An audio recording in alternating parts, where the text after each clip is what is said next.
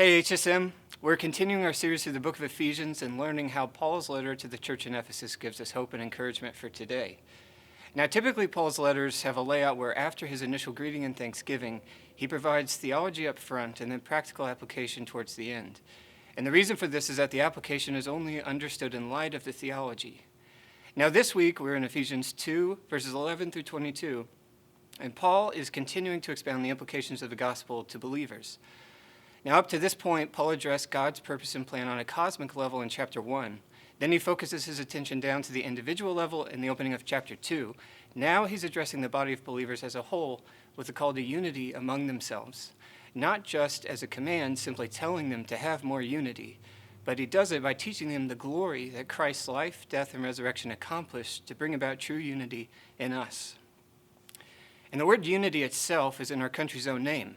We are called the United States of America. And the word diversity, its usual counterpart, is spoken of often in today's culture, and there is always the challenge of how to find unity in the midst of diversity.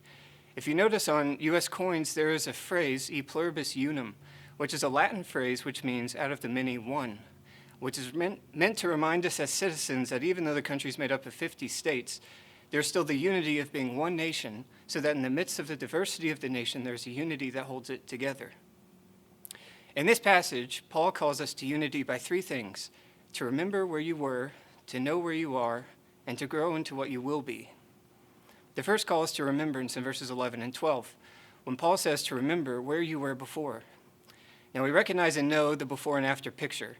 We see these all over the place in commercials or on social media, and we know that the point of them is to show a contrast between without something and with something, before the change and after the change.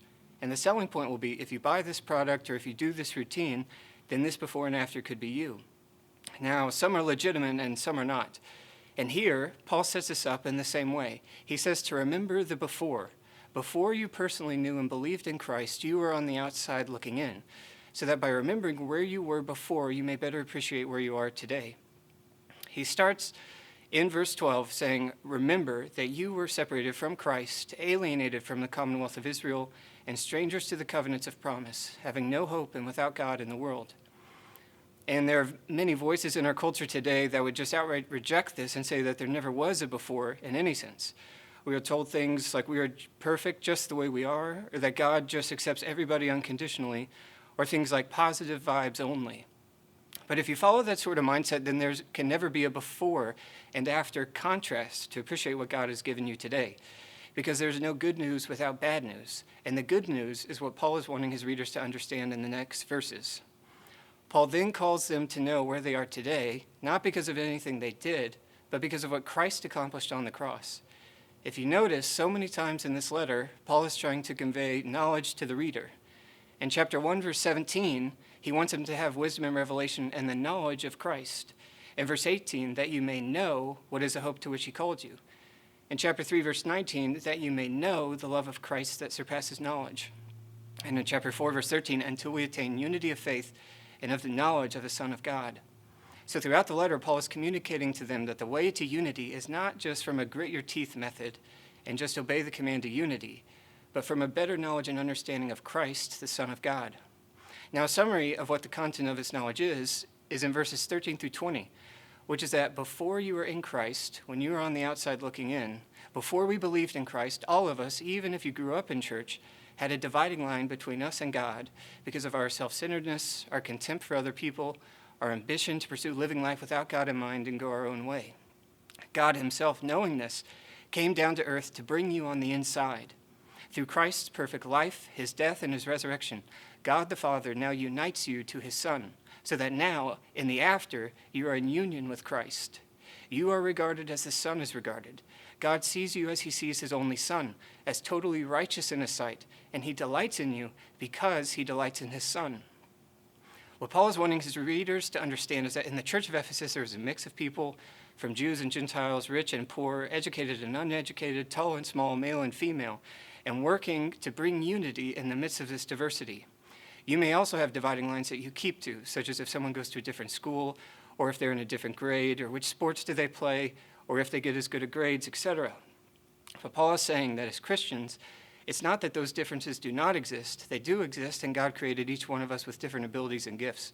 But those differences are no longer the measure or the benchmark on whether we should have unity with the other person or not. Because if they are Christian as we are, then we have a deeper unity with that person than with anybody else who isn't a Christian.